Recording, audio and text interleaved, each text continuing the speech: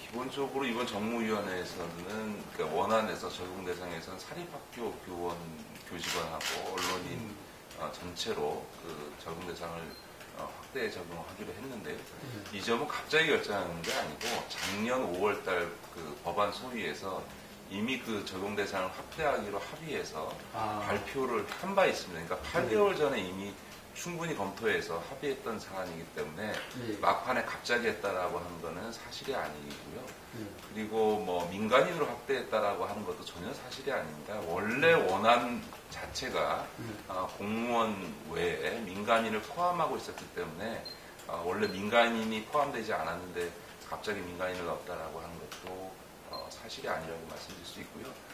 사실은 이 사립학교 교직원과 언론 전체로 확대하는 것에 대해서는 여야 간의 이견이 없었습니다. 왜냐하면 비리, 교육 분야의 비리라고 얘기하면 국공립학교보다는 훨씬 더 사립학교에서 그런 부정비리가 많이 생겨나고 또 사립학교 교직원의 급여나 이런 부분들이 다 국가 예산에서 지원되고 있는 상황에서 국공립학교의 서무직원조차도 김영란법에 적용 대상이 되는데 사학재단의 이사장이나 이런 사람들이 적용 대상이 안 된다는 것은 전혀 타당하지 않다라는 것에 대해서 여야 의원 중에서 아무도 문제 제기를 한 적이 없고요.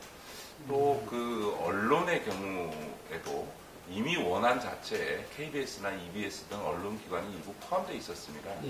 그런데 이제 일부 언론은 포함하고 나머지 언론은 포함하지 않는 것이 형평성의 문제가 있었을 뿐만 아니라 이 그 김영남 원안에 보면 공직 유관단체라고 해서 많은 각종 뭐 문화원이라든가 기념사업회 등의 어떤 민간인들도 적용 대상이 되고 있는데 사실은 그런데 비하면 언론이 훨씬 더 공공성이 크다는 점에서 보면 언론을 일부 언론만 포함하는 것은 적절치 않다. 그렇다면 전체 언론사로 확대해서 원칙적으로 적용 대상을 설정하는 게 옳겠다라고 하는 것에 대해서 여야 의원들이 합의한 것이고요.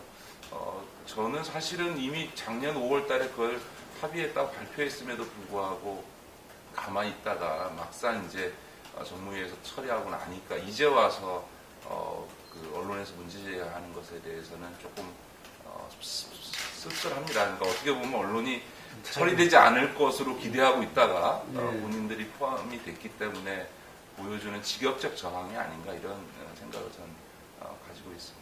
그러니까 기본적으로는 정무위원회가 적용 대상을 갑자기 엄청나게 늘려놓은 게 아닙니다. 원래 원안 자체가 적용 대상이 한 160만 명 가까이 좀 됐었는데 그것이 직접적으로는요 한 180만 명 정도로 늘어난 셈이고요. 그 가족까지 포함할 경우에도 원안 자체가 1,500만 명에서 한 1,600만 명 정도가 적용 대상이 되다가 이번에 한 1,800만 명 정도 늘어났기 때문에 원안 자체가 굉장히 포괄적인 적용 대상을 갖고 있었다. 그래서 정무위가 갑자기 대상을 늘린 건 아니다라는 점을 말씀을 드리고 싶고요.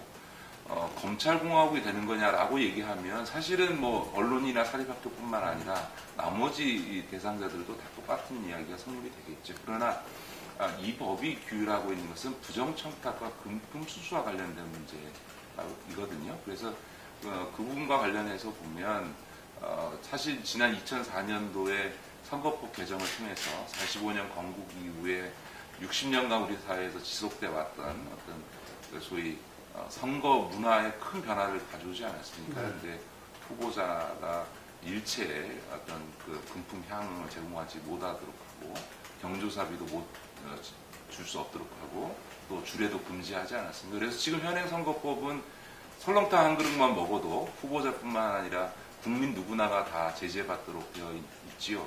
그거에 비하면 사실 김영란법은 더 약한 법인데 그런 2004년도의 선거법 개정이 우리 사회에 돈 안 드는 선거, 깨끗한 선거 문화를 정착시키는데 크게 기여했다는 것에 대해서는 이론이 없는 것 같습니다. 그런 점에서 우리 사회의 어떤 고질적인 접대 로비 문화로 보면 이 김영란법이 상당히 충격적이긴 하지만 이 법 자체가 우리 그런 어떤 소위 떡값이니 무슨 정관예우니 스폰서니 하는 이런 아주 잘못된 고질적인 로비 접대 문화를 근절하는 계기가 되지 않을까라고 하는 그런 기대는 갖고 있습니다.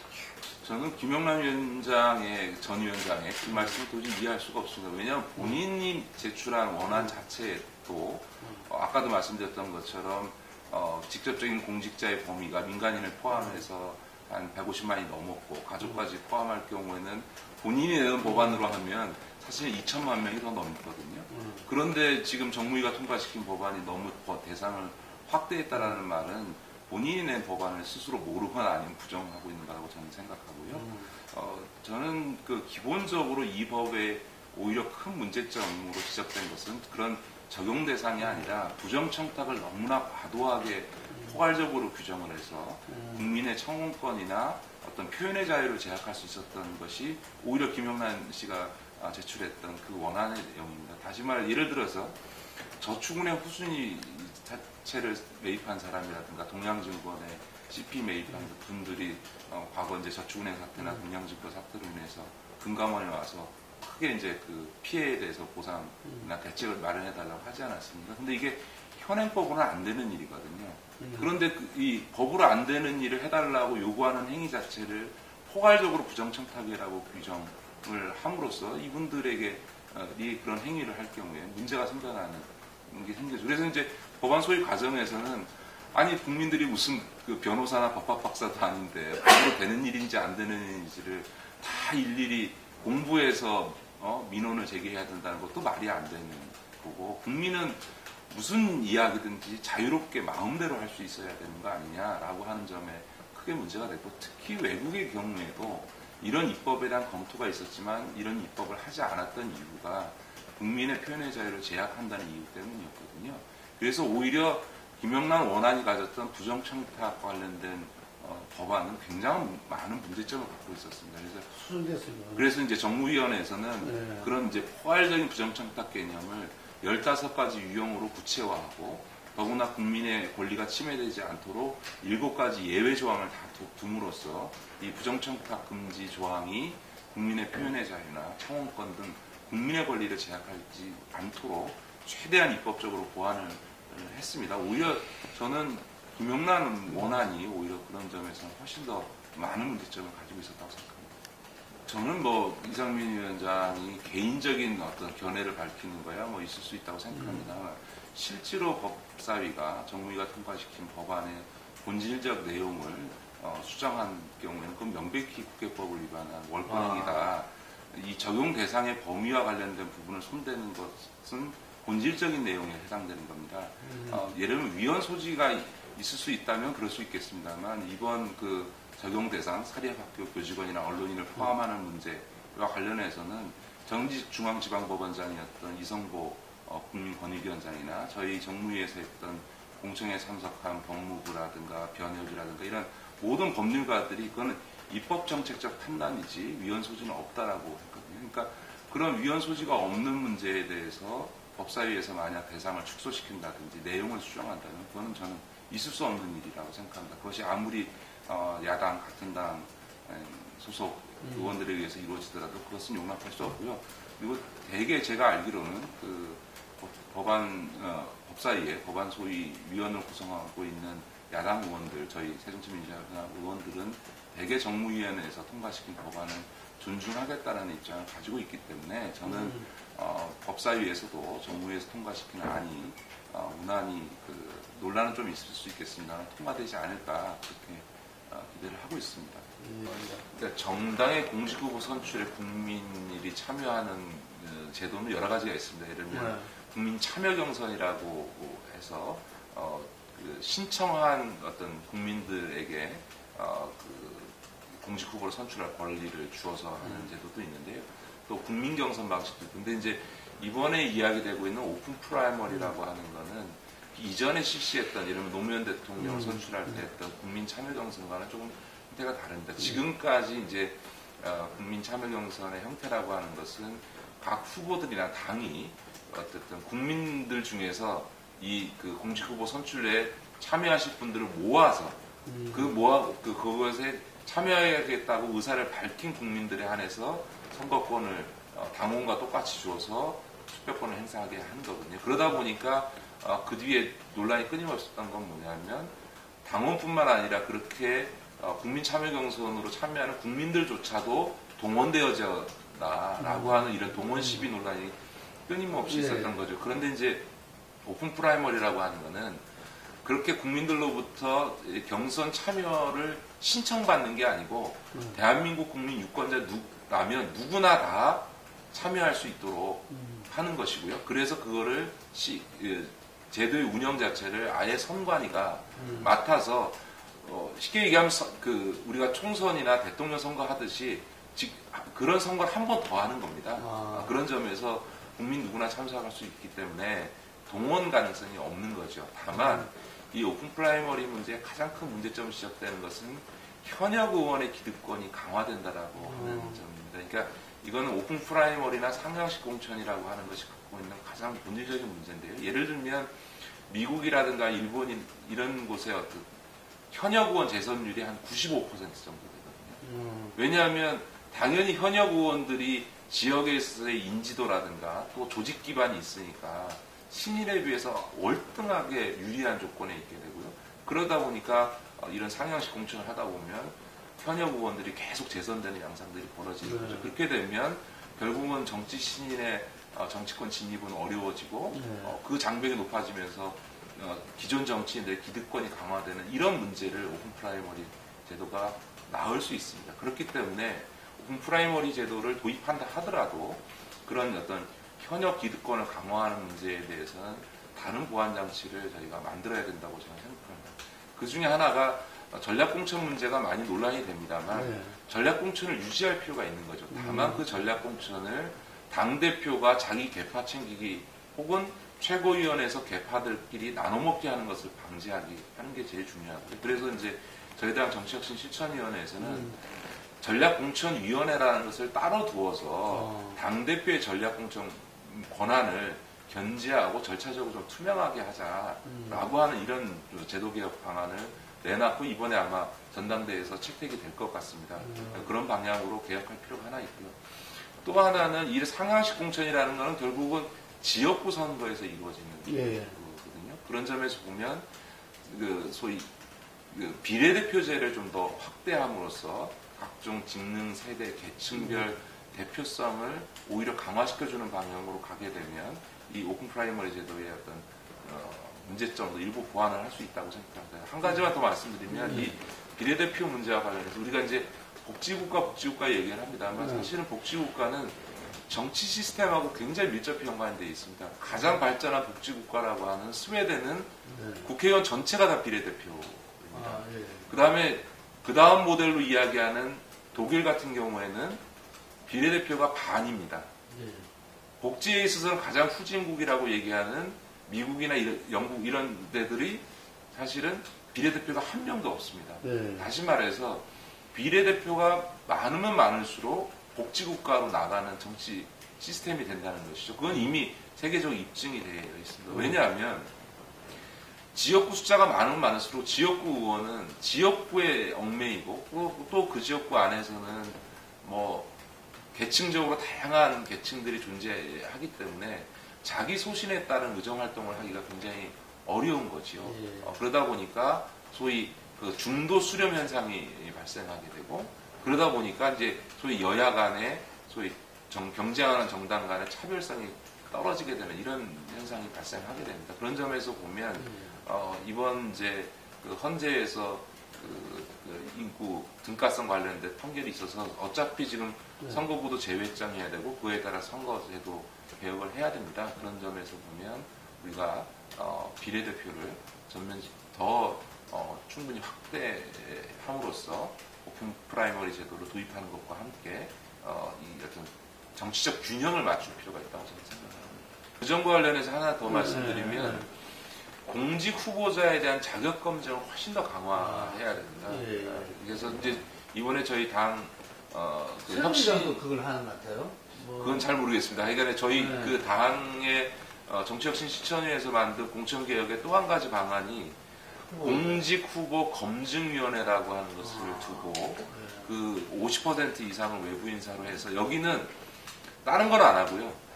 부적격 후보를 아주 엄격하게 걸러내는 역할만 하도록 하려고 합니다. 그것도 이번에 이제 그 저희 혁신위원회나 방언당규분과 전준위에서 합의가 됐기 때문에 이번 전당대회에서 아마 처리가 될 수 있을 거라고 생각하는데 그런 공직후보 검증위원회에서 정치 신인뿐만 아니라 기존의 현역 국회의원이나 이런 부분에 대해서도 엄격한 자격 검증을 해서 거기서 이제 후보 자격을 부적절한 사람에 대해서 걸러주는 기능을 아주 원칙적으로 강화해서 해주게 되면 오픈 프라이머리를 하더라도 그것이 현역에 뭘 해도 그냥 지역구 관리만 잘하면 다 재선할 수 있는 그런 문제들은 좀 극복할 수 있을 거라고 생각합니다. 저는 물론 이제 원칙적으로 보면 선거구제도를 먼저 확정짓고 그거에 따라서 선거구를 획정하는 게 맞다고 생각을 합니다만 일단 원칙적으로 이 문제를 떠나서 현실적으로는 두 가지를 병행해서 진행할 수밖에 없다고 생각을 합니다. 왜냐하면 올 연말까지 이제 그 선거구 인구 등가성 헌재 판결에 따라 선거구를 재조정을 하고 했습니다만 이게 시간이 가면 갈수록 현역 의원들의 이 사활적 이해관계가 걸리기 때문에 결국은 아무것도 변경 못하고 이대로 가면 올해 연말에 아마 역대 사상 최악의 게리맨더링이 발생할 거라고 저는 생각합니다. 그렇기 때문에 선거법 개정을 통해 선거구제를 개편하는 논의와 선거구 획정의 위원회를 독립시켜서 거기서 선거구 획정을 위해서 여러 가지 실무적 작업을 진행해야 되거든요. 이걸 동시적으로 진행해서 저는 같이 처리하는 방향으로 접근해야만 게리맨더링을 막을 수 있다 이렇게 생각을 하고요.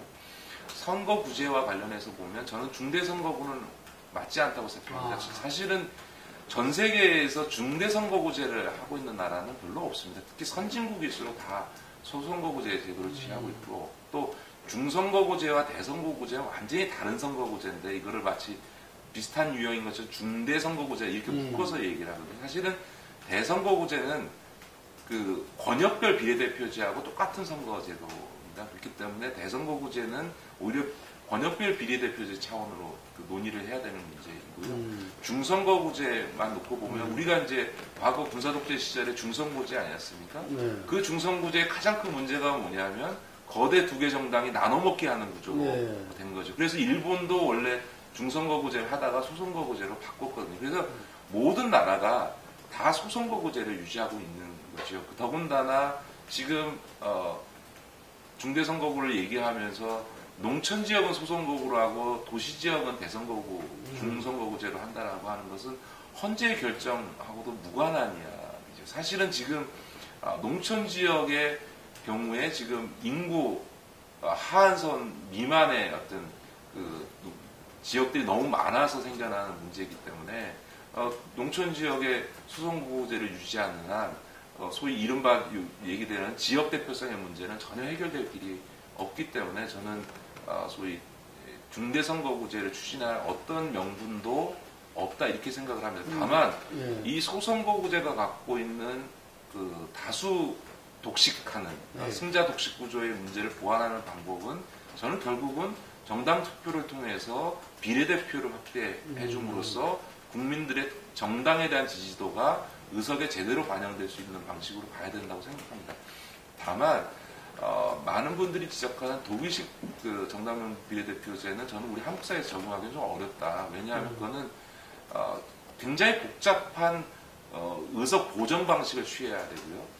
또 의원 정수도 많아야 될 뿐만 아니라 정해놓은 의원 정수에도 지역구를 보정하다 보면 많게는 몇십 명씩 의원을 더 증가시켜야 되는데 이걸 우리 국민들이 수용하기 굉장히 어렵다고 생각합니다. 그런 점에서 보면 독일 방식의 그런 복잡한 제도보다는 단순 비례대표를 확대하는 이런 형태로 가고요. 비례대표가 100명 이상으로 늘어나게 되면 저는 권역별 비례대표를 할 수 있다고 생각합니다. 그렇게 해서 소위 그 인구 등가성에 의해서 2대1로 그 선거구를 재조정했을 때 이 소위 농촌 지역의 지역 대표성 문제는 그런 권역별 비례대표를 통해서 지역 대표성을 보완해 주면 되거든요. 서구의 많은 유럽의 국가들이 비례대표제를 스웨덴처럼 100% 하거나 아니면 50%의 비례대표를 하는 이유가 바로 그런 오히려 지역 대표성을 강화시켜주는 측면이 있습니다. 왜냐하면 그거를 중앙 전국 단위로 하는 게 아니라 각 지역별로 그 비례대표 의석을 배분해줘서 지역 대표성을 갖는 비례대표를 선출하도록 해주고 있거든요. 그렇게 되면 비례대표 확대야말로 소위 인구 등가성의 헌재 결정을 존중하면서도 지역 대표성을 어떤 보완해 줄 수 있는 현실적 방안이 아니냐 저는 그렇게 생각하고 있습니다. 예, 사실은 저를 포함해서 많은 의원들이 국회에 처음 들어왔을 때 사실 정말로 이 당에서 바꾸고 싶은 것 중에 하나가 당의 사무처 조직의 비효율성. 또 하나가 민주정책연구원을 좀 제대로 된 그 싱크탱크로 만드는 이게 공통적으로 그런 이야기를 해왔고요. 지난 몇 년 동안에도 민주정책연구원을 바꿔보기 위한 노력을 음으로 양으로 많이 해봤습니다만 현재는 참 많이 힘든 것 같습니다. 이게 여러 가지 이유고요. 그래서 이제 저희 더 좋은 미래가 작년에 출범하면서 각 의원들이 각자 지금 1,000만 원씩 다 연구기금을 각출을 해서 그 돈을 갖고 연구소를 만들겠다라고 작년에 발표를 했습니다. 그랬더니 기자들이 그게 그 의원들이 뭐 개인 연구소는 하는 적이 있어서 그래 공동 연구소를 만든 적이 우리 정치사에 없기 때문에 되겠어 했는데 실제로 이번에 이제 그 법인인가 신청까지 들어가서 올 3월 초에 이제 정식으로 더미래연구소라는 이름으로 발족을 합니다. 이거는 소위 이 진보 개혁 세력의 집권을 위한 수권을 위한 싱크탱크로서 저희가 제대로 한번 만들어 보려고 하고요. 그거는 19대 국회뿐만 아니라 앞으로도 지속적으로 이 연구소는 독립된 법인으로 활동을 하면서 한편에서 당의 새로운 어떤 정책과 수권 전략을 공급할 뿐만 아니라 당을 넘어서서 시민사회나 지식사회까지를 포함해서 뭔가 새로운 비전, 새로운 전략에 대한 공감대를 만드는 그런 정말 명실상부한 싱크탱크를 또 발전시켜 나갈 계획입니다. 일단 뭐 누가 당대표가 되든 공통적으로 드리고 싶은 이야기는 그 정치혁신실천위원회는 이제 비대위 체제하에서 5월 8일 전당대회가 되면 이제 마감을 하겠습니다만 이런 당의 혁신이라든가 정치개혁에 대한 국민적 요구는 오히려 더 강해지고 있고 이건 앞으로도 단기간 내에 이루어질 수 있는 게 아니라 장기적으로 추진돼야 되기 때문에 어느 분이 당대표가 되더라도 저는 제2기 정치혁신실천위원회를 만들어서 지금까지보다 더 강력하게 당의 혁신과 정치개혁을 추진해 주셨으면 하는 것이 저의 생각이고 우리 정치혁신실천위원회 위원들의 생각입니다. 그런 걸 통해서 지금 2월달에 구성된 정개특위가 소위 정치권의 여야 간의 무슨 그 담합과 나눠먹기가 아니고 정말 국민적 관점에서 정치개혁 법안을 처리할 수 있도록 당이 뒷받침해주는 구조를 만들어야 한다. 그래서 정치관계법에 있어서 어떤 혁명이라고 얘기하는 2004년도의 어떤 정치관계법 개정의 버금가는 그런 변화를 올해 2015년에 이루어야 되지 않을까. 그런 점에서 저는 2기 정치혁신실천위원회를 더 힘을 실어서 강하게 구성하고 그걸 통해서 정개특위가 국민적 시선에서 국민적 눈높이에서 제대로 선거법이나 선거구 획정을 하도록 만드는 것 이걸 좀 답을 좀 드리고 싶고요. 두 번째로는 당의 정책과 노선을 좀 분명히 해야 된다. 그러니까 앞서 말씀하셨던 것처럼 새누리당과 이 새정치민주연합이 50부 100부 아니냐. 도대체 두 당이 무슨 차이냐. 이번 이 연말정산 문제와 같은 세금 문제와만 해도 막 싸우는 것 같은데 막상 법안 처리할 때는 두 당이 다 똑같이 같은 입장에 대해서 법안 처리하고 이런 이제 모습이어서는 곤란하다 이렇게 저는 생각하고요. 그런 점에서 소위 이제 복지, 경제 민주화 이런 세금 이런 문제에 있어서는 당의 분명한 노선과 정책을 갖고 확실히 차별화해서 우리의 비전이 뭐고 그걸 통해서 수권하면 어떻게 하겠다라고 하는 수권의 비전을 명확히 제출하는 그런 좀 당대표, 당 지도부가 됐으면 좋겠다라는 걸 누가 돼도 좀 고민해드리고 싶은 거고요. 후보 각각에 대해서는 이제 제일 이제 선두권에 있다고 평가되는 문재인 의원의 경우에는 만약 당대표가 된다면 본인 스스로 얘기했던 것처럼 어떻게 탈친노 개파를 실천해낼 거냐. 그러니까 그것이 당이 개파 갈등에서 벗어나서 국민적 수권 정당으로서 신뢰를 받고 총선 대선에서 승리할 수 있는 가장 중요한 거라고 생각합니다. 그래서 말이 아니라 실제로 탈로하는, 탈친노하는 당 운영과 어떤 혁신의 비전을 어떻게 실천해내느냐가 문재인 후보에게 가장 중요한 문제라고 생각합니다.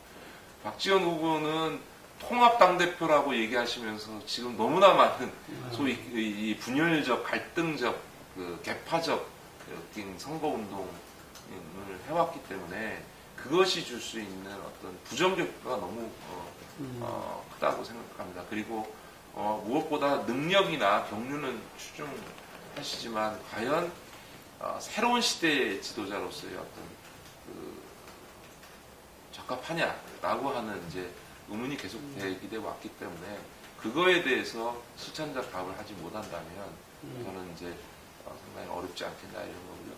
이인영 후보의 경우에는 그러니까 젊음과 패기를 이야기한다만 이제 그거를 현실화시켜낼 수 있는 리더십을 어떻게 당대표가 되었을 때 발휘할 수 있느냐. 그리고 소위 이제 이른바 86그룹들에 대해서 갖고 있는 그 소위 본인들이 늘 전대협 세대를 이야기하면서도 구체적인 정책과 정치 과정에서 그것을 분명한 색깔로서 실천해내지 못했다라고 하는 오랜 이 비판으로부터 어떻게 극복할 수 있냐 이런 것들이 만약 당대표가 됐을 때 주어질 가장 큰 과제들이 아니겠습니까? 개인적 견해를 보면 저는 이 정당에 들어와가지고요 어떻게 하다 보니까 이게 뜻하지 않게 정당에 들어와서 국회의원이 되고 나서 저도 이제 그 학생운동 때부터 하면 조직운동이라고 하는 거를 근 30년 가까이 한 셈인데 정말로 이해가 안 되는 것 중에 하나가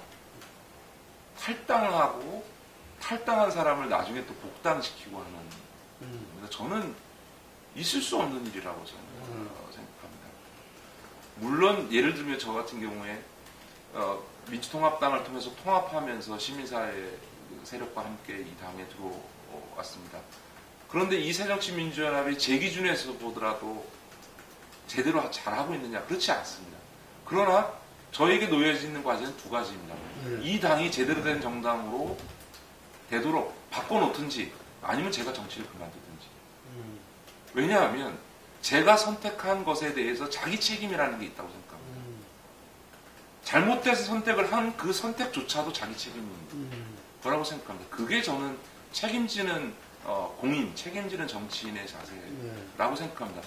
문제가 있으면 문제가 있는 곳에서 문제를 풀어야 되고 그 문제를 못 풀 때는 깨끗이 나는 능력의 한계가 있고 제가 할 수 있는 일은 더 이상 없습니다라고 적어야 되는 거죠. 그러지 않고 본인이 선택해서 수십 년 동안 혹은 10여 년 이상 정당을 하고 거기서 국회의원 되고 거기서 당대표 되고 대선 후보까지 되신 분이 문제가 있다고 돌 던지고 나가서 다른 정당을 만든다? 저는 제가 갖고 있는 정치 도의와 상식에서는 있을 수 없는 일이라고 저는 생각합니다. 어떤 말로도 저는 정당화될 수 없다. 그러면 지난 본인이 입당해서 대통령 후보가 될 때까지 그 역사는 자기는 그건 뭐냐가 되는 거죠. 저는 그런 점에서 책임 있는 정치인의 책임 있는 행동이라고 하는 것에 대해서 오히려 이번 사태를 통해 정동영문의 탈당을 통해서 오히려 그 점이 더 부각되는데 전 세계 정당사에 이런 예가 어디 있습니까? 대통령 후보를 한 사람이 탈당해 나서 신당을 만들겠다 이런 경우도 없고요. 이런 경우뿐만 아니라 저는 막 정당에 딱 탈당해 나가고 하는 이런 것들을 더 이상 용인해서는 안 된다. 그래가지고 우리 한국 정치 발전할 수 없다 이렇게 생각합니다. 예, 2015년 새해는 밝았습니다만 우리 국민들 특히 젊은 사람들에게 여전히 대한민국은 힘들고 어려운 상황이라고 생각합니다. 그러나 꿈을 꿀 때 우리가 현실을 바꿀 수 있는 것처럼 뭔가 바꿔낼 수 있다는 희망을 가지고 2015년 힘있게 출발하셨으면 좋겠고요. 책임 있는 정치인으로서 새정치민주연합을 바꿔내고 국민들에게 희망을 드릴 수 있는 정당이 되도록 제가 할 수 있는 모든 최선의 노력을 다하도록 하겠습니다. 죄송하고 감사합니다.